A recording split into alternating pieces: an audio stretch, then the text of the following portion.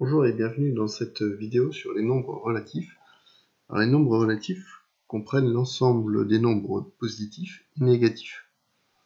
Ici, on observe un thermomètre où la température en degrés Celsius est observée avec une température positive dont on parle le plus souvent, sans la qualifier de positive, puisqu'à chaque fois qu'on a quelque chose de positif, on ne s'attarde pas sur le signe plus. En effet, on dit il fait 18 degrés, comme l'indique le thermomètre, il me semble, sans dire qu'il fait plus 18. Par contre, on s'attarde bien sur le fait qu'il fait moins 5 degrés si la température est négative.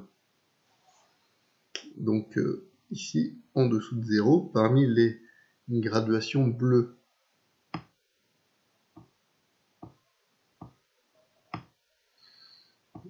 Alors ici, sur l'axe des abscisses de GeoGebra, on a en effet l'origine de l'axe des abscisses, 0. À droite, représenter le plus souvent donc les nombres positifs, et à gauche, les nombres négatifs. Des nombres positifs qui sont donc précédés d'un signe plus, ou de rien du tout, et des nombres négatifs qui sont précédés d'un signe moins. Et dans tous les cas, après, ils ont la même chose après leur signe, c'est-à-dire leur distance à 0.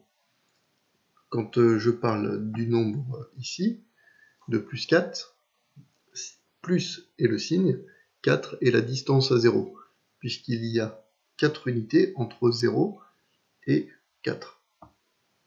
Comme ici, quand je parle de moins 7, il y a moins le signe, et 7, la distance à 0, car il y a 7 unités entre le nombre moins 7 et 0.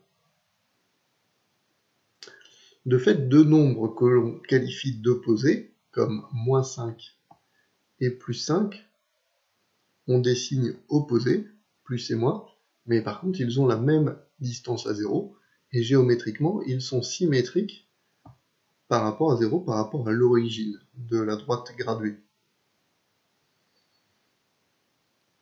Alors quand je veux comparer deux nombres positifs, quand je veux comparer deux nombres relatifs, il y a tout d'abord une évidence, c'est qu'un nombre positif situé à droite de l'origine sera toujours supérieur à un nombre négatif. De la même façon, 0 sera toujours supérieur à un nombre négatif.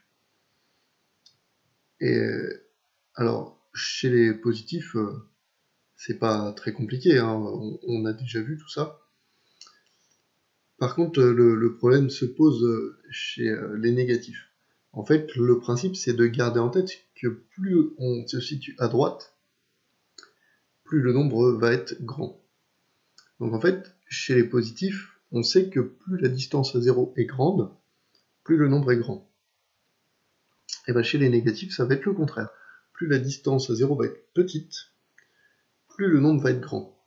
Par exemple, moins 3 est supérieur à moins 8. Voilà.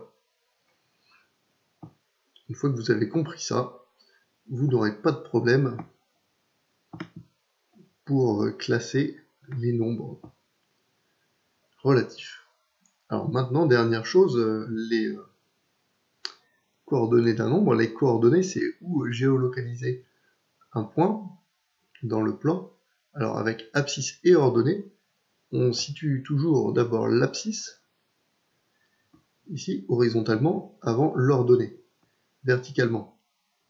A noter que abscisse horizontalement, dans l'ordre alphabétique, abscisse vient avant ordonnée, horizontalement vient avant verticalement, et ordonnée, il faut penser vers le haut.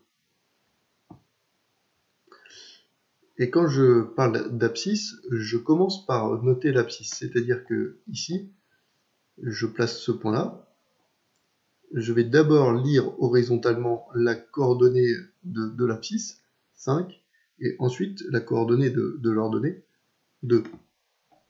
Et donc mon point A, je lis 5, 2, ici. Ici, je vais placer -4 en abscisse et 1 en ordonnée, et pas l'inverse. Dans le quart de plan négatif, avec 2 coordonnées négatives, ici, -3 en abscisse et -4 en ordonnée. Voilà. Merci de m'avoir écouté, bon travail à vous, au revoir.